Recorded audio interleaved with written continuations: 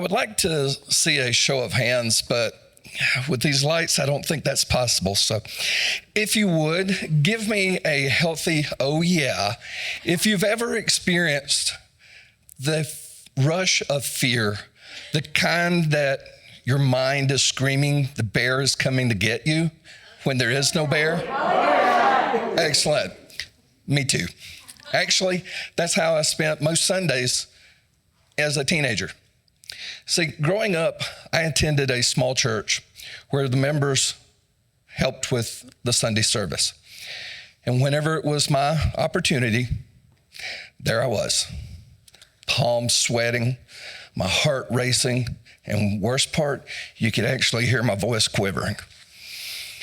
So what happens to a kid who is petrified in speaking in front of people that is essentially family? He lands a job speaking in front of strangers as a college recruiter. Let me tell you, that was a rough start.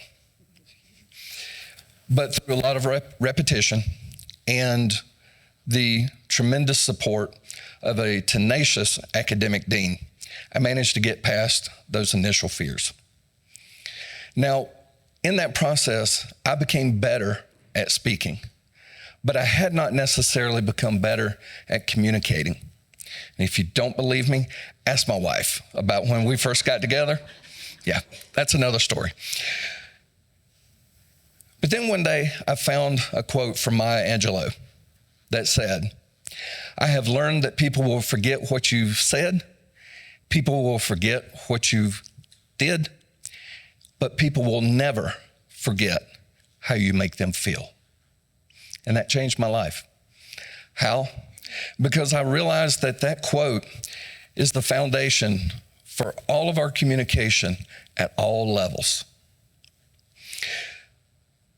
The communication that we have that creates feelings in others can help our message land successfully or totally be off the mark.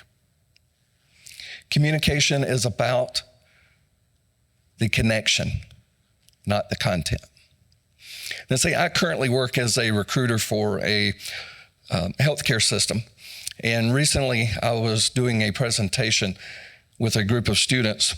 And a couple days later, one of them reached out on our social media page and posted something.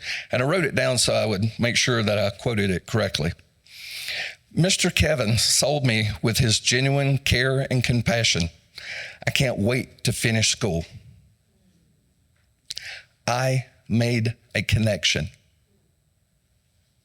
I made a connection that was so strong that she was compelled to go to our social media site and say these words.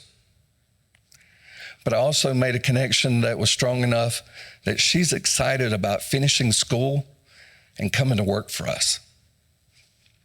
See, I went from someone whose voice quivered when speaking in front of friends and family to someone whose words now make connections with others.